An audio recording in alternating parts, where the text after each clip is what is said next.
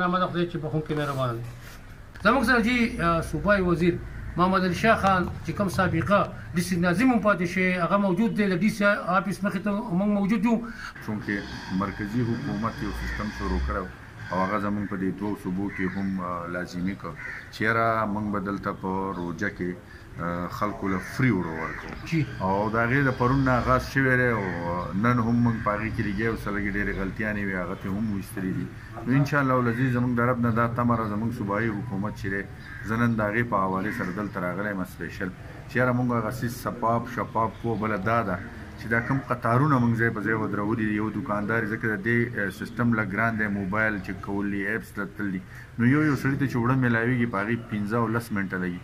بل روژه ده نو چې یو سړی د سحر نه مازدیګره پورې ودرېږي او مازدیګر ورته موږ ووایو چې ستا دا خلک ډیلران ډېر شي چې دا یو ځای رش نه جوړېږي، بل په اسانۍ خلکو ته میلاو شي. نو په دغه کوششونو په سلسله کې زه نن دلته ډي سي آفیس کې یم چې یاره موږ د خلکو ته په څه طریقه اساني ورکړو. بل په دې کې یوازې بېنظیر انکم سپورټ پروګرام نه دی، د چا چې کم آمدن دی هغه هم هغه میسج دی، په هغه میسج باندې راځي او هغه خپل دغه چک کوي. نو چې څوک خپل دغه چک کوي نو که نن نه سبا یې بله ورځ ځکه دا په میاشت کې یو ځل ده. نو په کار ده چې موږ په سکون سره راشو، په سکون سره د خپل وړه چې دي با عزته طریقې سره خاص کر زموږ زنانه او ماشومانان چې دي هغه په دې کې شاملول چې نارینه چېرته په کور کې نو په کار نه دی چې شامل شو چې مجبوري.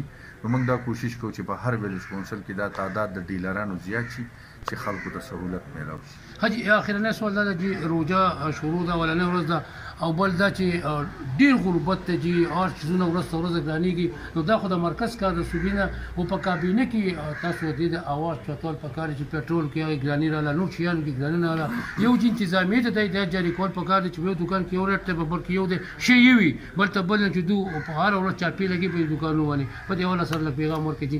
انشاءالله یو دا چې ډي سي صاحب ته موږ ویلي دي او ټول ریسیان صاحبان دا به انبورډ دوباره وګوره چې په نورو مذهبونو کې کله دا قسمه دغه راشي مذهبي رسومات یا د هغو د وخت دغه نو هغه خپل چیزونه ارزان کړي کرسمس یا نور حوالې زه ورکړم.